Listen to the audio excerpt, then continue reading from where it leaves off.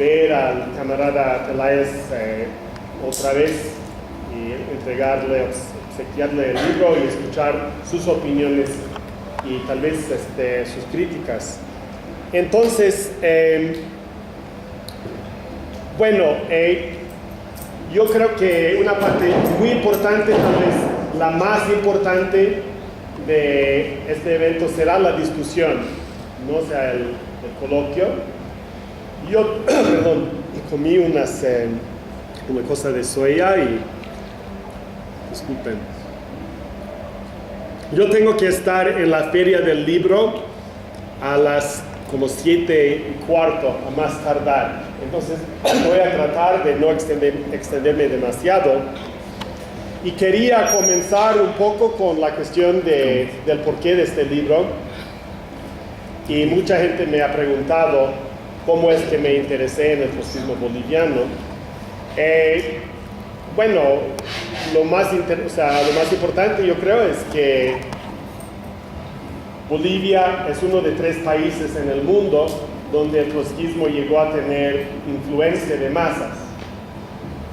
Los otros 2 fueron Vietnam, antes de que los trotskistas fueran exterminados en 1946 por los stalinistas, y Sri Lanka, donde el trotskismo formó un partido de masas, pero un partido medio flojo que capituló en el 64 vergonzosamente al Frente Popular de Sirimavo Bandaranaike. Entonces, yo siendo estudiante de secundaria y activista en protestas contra la guerra imperialista, genocida, en contra de Vietnam y protestas contra el terror racista en Estados Unidos por la independencia de Puerto Rico, etc., yo comencé a acudir a un círculo de estudios y leímos documentos sobre varios países, y había un documento interno de oposición, de discusión en el Socialist Workers Party, el Partido Obrero Socialista de Estados Unidos, sobre Bolivia justamente, un documento del 52, y me intrigó mucho. Y quería entender un poco de cómo era que en un país como Bolivia surgió ese movimiento tan vigoroso, con tanta influencia en tantos campos distintos, como dijo el compañero. En primer lugar, obviamente, en la política y como fuerza motriz de ideas revolucionarias dentro del movimiento obrero y también dentro del movimiento campesino, especialmente aquí en Cochabamba, ¿no? Pero también en la cultura, y es una cuestión bastante interesante. Yo esperaría que alguien escriba un libro especial sobre esa cuestión de la influencia trotskista en la cultura. Obviamente, en primer lugar, la influencia de Miguel Alandia Pantoja, pero también de otros, ¿no? De Agar Peñaranda, y de muchos otros, ¿no? Entonces, yo traté de encontrar documentos acerca del trotskismo boliviano y tuve la suerte de ir a una universidad donde había un departamento de historia con una fuerte presencia de latinoamericanistas, en su mayoría estalinistas y socialdemócratas, pero había muchos libros y folletos en esa biblioteca de Guillermo Lora, y también algunos de otros autores, y yo comencé a fotocopiar todo y tratar de comenzar a entender ese fenómeno, ¿no? Luego escribí un pequeño trabajo, no muy bueno, y luego en la UNAM, después de trabajar como telefonista por 9 años y ser, ¿cómo se dice? Mataron nuestros trabajos y nos dieron un finiquito chiquitito, y me fui a México y hice la maestría, y allá decidí, como describió el compañero, tratar de indagar sobre esa cuestión. En fin, he preparado algunas imágenes que espero que sean relevantes a esta discusión, y tal vez como una manera de enfocar algunos de los problemas de las cuestiones. Y como se mencionó, el libro se basa en más de 3 décadas de investigación.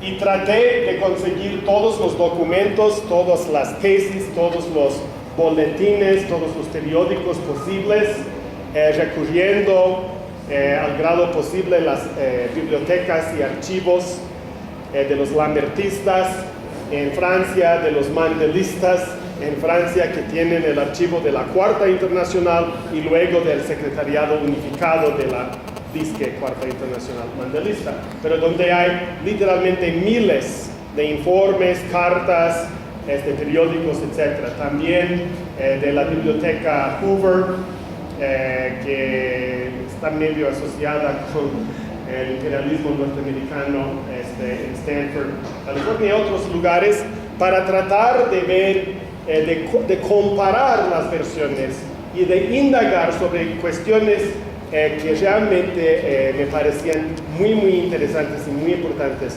desenredar. Pero aparte de los documentos, y quiero decir que acerca de los documentos hay un dicho de Lenin que salió en la primera página del primer número de The Militant, el periódico de James Cannon, el fundador del trotskismo norteamericano en 1928, en el que Lenin dice que no hay que tomar la palabra de nadie, y a él que tome la palabra de alguien se lo puede descartar así nomás. Bueno, supuestamente Lenin escribió eso, nunca pude encontrar la cita de Lenin, y hay algunos rumores de que Max Shachtman la inventó. Pero de todas formas, la base fundamental son los documentos, algunos que encontré en pilas cubiertas de polvo, en el sótano de la la biblioteca del Congreso, o en colecciones particulares. Pero aparte de eso, las entrevistas, y las entrevistas han sido fundamentales. Entonces yo quería hablar un poco sobre esa cuestión, y sobre todo realmente expresar mi profundo agradecimiento a todos los que aceptaron platicar y compartir sus historias. Y yo creo que esas historias de cómo fue la vida militante, de cómo se logró imprimir y repartir volantes en la clandestinidad, reuniéndose en los cementerios, yendo a hacer pintas, y algunos me explicaron exactamente cómo se hacían las pintas con técnica, organizando comités sindicales clandestinos, evadiendo los espirros de las dictaduras, o simplemente dando un discurso en un meeting, tratando de llegar a la conciencia de los trabajadores o de sectores que todavía no se habían abierto a las ideas revolucionarias. Esa cuestión de la vida cotidiana de los militantes, y de cómo así se expresa la línea y las luchas y los retos y los avances y reveses de partidos que quieren llevar a cabo una revolución. Yo creo que es una cosa muy importante, y como digo en la última página del texto del libro, antes de los apéndices, que yo creo que todos los sacrificios de las militantes y los militantes que vivieron y lucharon bajo la bandera de la revolución permanente no habrán sido en vano. Entonces, digo que esos militantes compartieron sus memorias, y eso para mí forma parte de un trabajo colectivo, porque sí, el partido, según Lenin, el partido revolucionario es no solo la universidad de la clase obrera, sino también la memoria de la clase obrera. Recordar esas experiencias y aportar esas experiencias forma parte de la preparación del futuro. Entonces, mucha gente compartieron sus memorias, me mostraron sus fotos, ¿no? En muchos casos me permitieron sacar fotos de la foto. ¿Sí te acuerdas?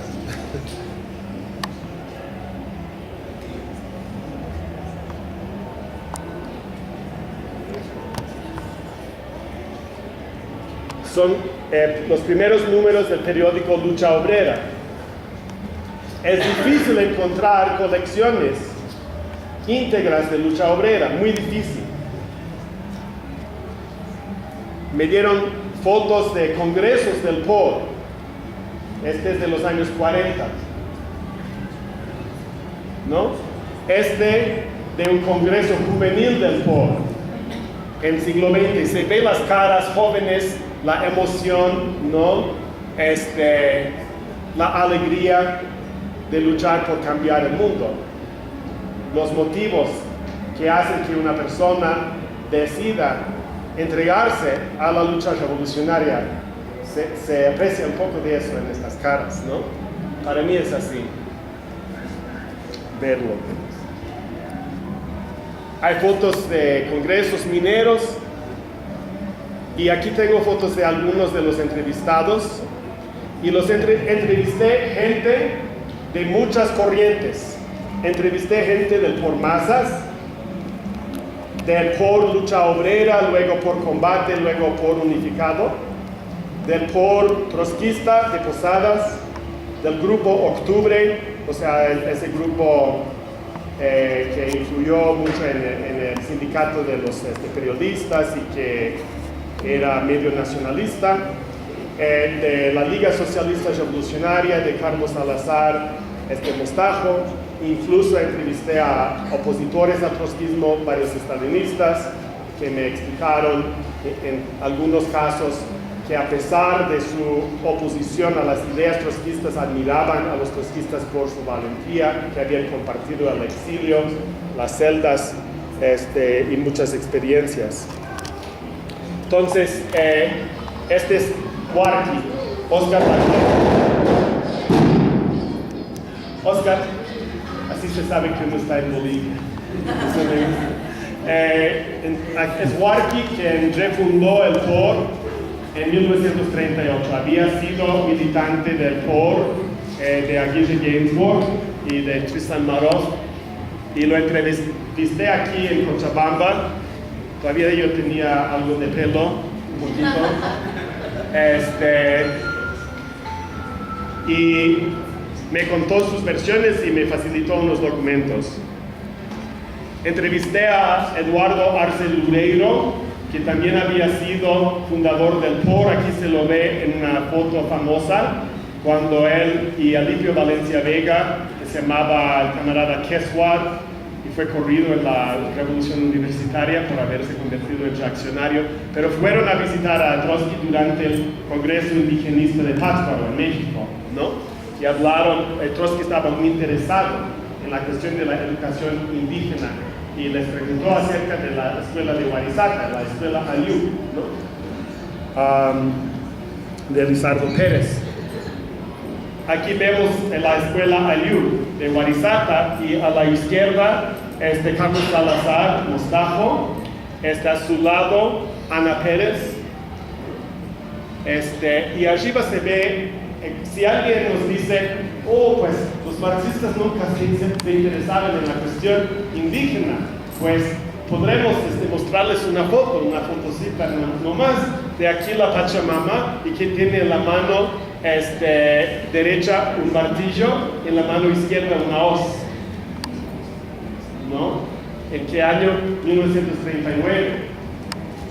Y la escuela de Huarizaca fue la primera escuela indígena, escuela de liberación que influyó mucho en América Latina. Este es Julio Bardales, quien fue el presidente del Congreso Minero de Pulacayo, donde se aprobó la tesis de Pulacayo. Julio Bardales, a él le entrevisté en un asilo de ancianos en La Paz. A Guillermo Lora, le entrevisté varias veces en La Paz.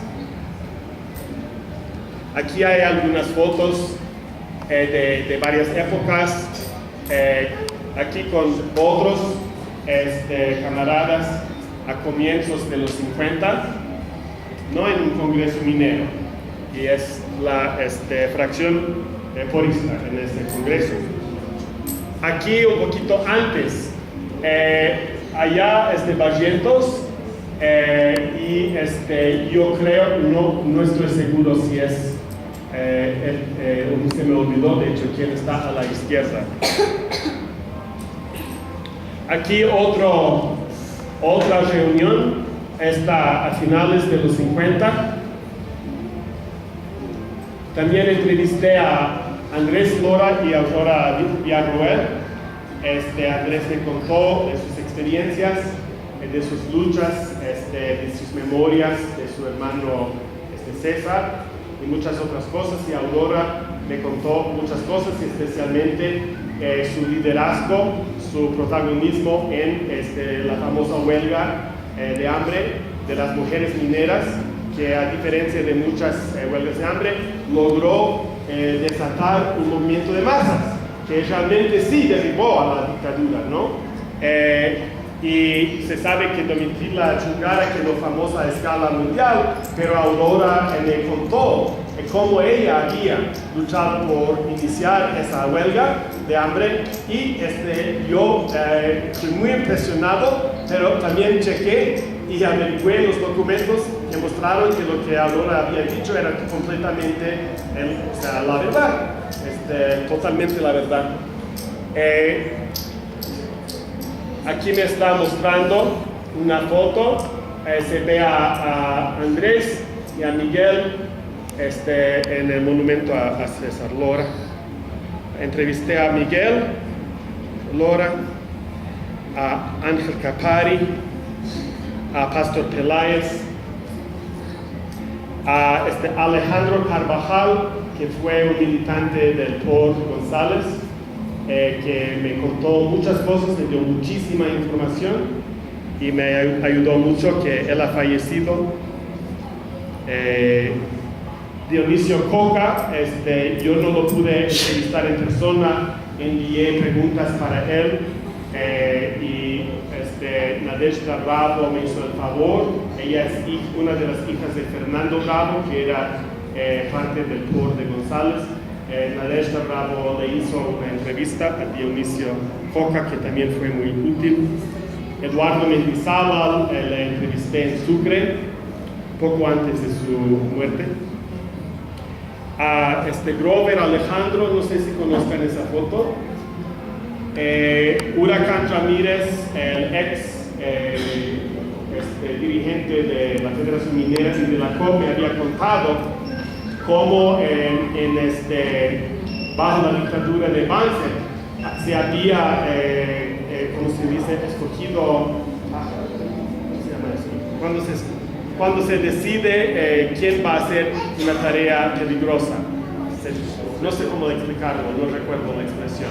Pero a Grover Alejandro le habían escogido por ese método para entregar el pliego petitorio de los mineros al dictador Banzer, cuando Banzer fue al Cerro de Potosí diciendo que iba a repetir la hazaña de Bolívar, bla, bla, bla. Y Grover Alejandro le entregó el pliego petitorio, lo denunció en voz alta frente a toda la cúpula militar, los diplomáticos extranjeros y la prensa, y luego los compañeros mineros lo rodearon y le llevaron al interior mina. Y eso también, esa versión la pude comprobar. A Julio García le entrevisté, que había sido militante porista minero en Potosí por mucho tiempo. A Bolsha y Nadezhda Bravo, hijas de Fernando Bravo. Aquí, entrevisté a Felipe Vázquez en Oruro, estaba agonizando en el hospital en Oruro en el 92. Entrevisté también a Helio Vázquez, a Hugo González aquí en Cochabamba, y otros que salen en esta foto de una actividad del POR Lucha Obrera. Este es Helio Vázquez hace unos años. A Amadeo Vargas, que había sido militante del POR y luego del POR posadista. Edwin Moller, que no pude encontrar una foto de él. Aquí sale en el post un afiche de fundadores de la COP, que no salen en esta foto. Miguel Alandia, que justamente era central para la fundación de la COP, pero aquí al lado izquierdo inferior se ve a Moller, que fungía como brazo derecho de Lechín. A Filemón Escobar, que se ve aquí con una activista guevarista. aquí en una actividad partidista en el campo. A Vilma Plata, dirigente magisterial, la entrevisté algunas veces en Oruro y en La Paz. Aquí hay fotos de los maestros, de la federación, y como digo, a muchos otros. Entonces, eso para mí fue muy, muy importante, y yo quería decir que si algunos de ustedes, y particularmente los jóvenes, las jóvenes, conocen a alguien que ha participado en los movimientos revolucionarios y que tiene experiencias que puede contar, yo creo que es muy importante hacerles la entrevista mientras que estén vivos, ¿no? Para registrar su memoria, sus experiencias. Y lo único que se necesita es un poquito de tiempo para hacer las preguntas y un aparato para grabar y el permiso del entrevistado, ¿no? Porque esa memoria debe pertenecer a todos. Entonces, yo no quiero, como digo, extenderme demasiado, pero sí quería decir algo sobre esa cuestión que plantea el comienzo de por qué en Bolivia había surgido un movimiento trotskista con influencia de masas. Yo creo que obviamente tiene mucho que ver con el peso específico, el peso especial del proletariado minero en un país semicolonial oprimido por el imperialismo, que vivía de una mercancía tras otra. Primero la plata, luego el estaño, luego el gas, etc.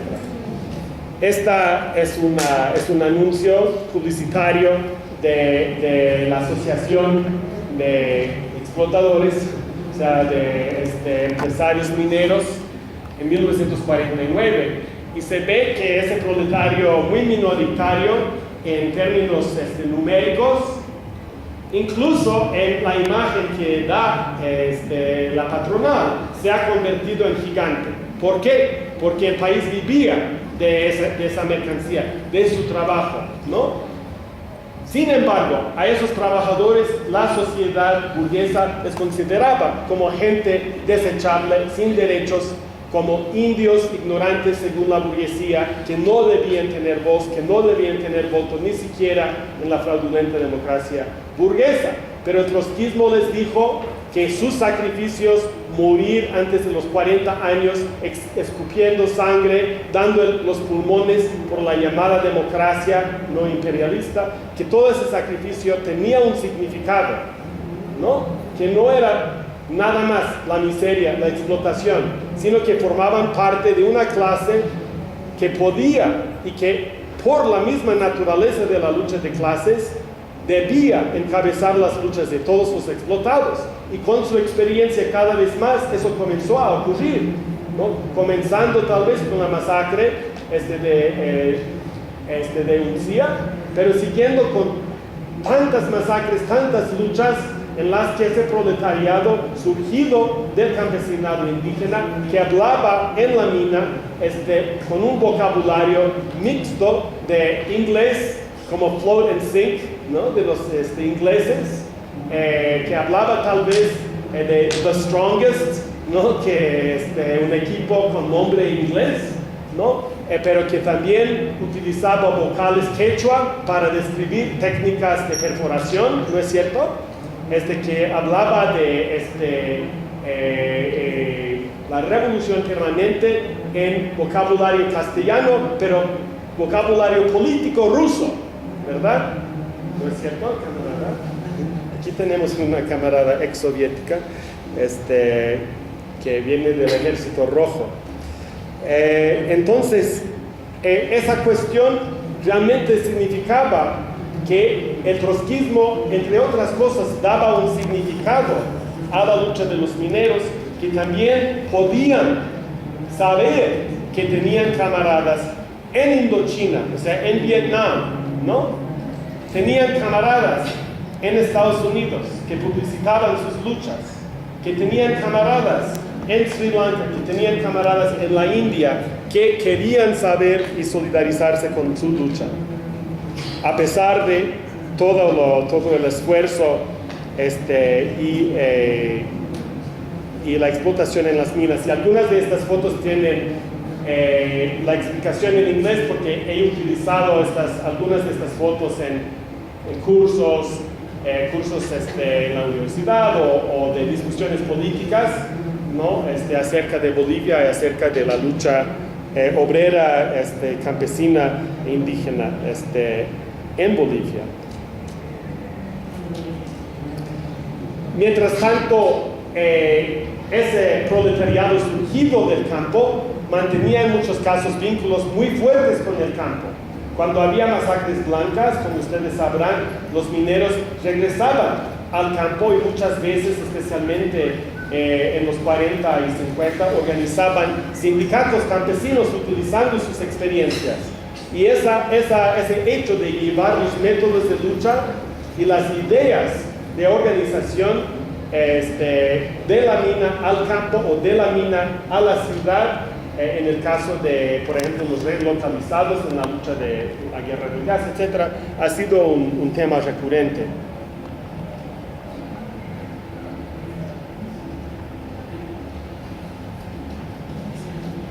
La guerra del Chaco, como escribió René Zabaleta Mercado, enfrentó a dos ejércitos compuestos de indígenas que no eran considerados ciudadanos por sus respectivos gobiernos para matar y morir para una patria, entre comillas, que les consideraba como bestias, ¿no?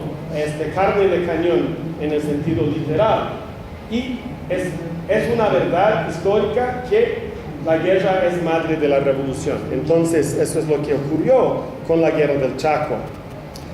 Bueno, quería mencionar que yo creo que es muy importante el hecho de que el POR en 1935, cuando fue creado, fue resultado en primer lugar de la lucha de los llamados derrotistas, que tenían o querían tener, mejor dicho, la política de Lenin, ¿no? Por la derrota de su propia burguesía en una guerra reaccionaria, ¿no?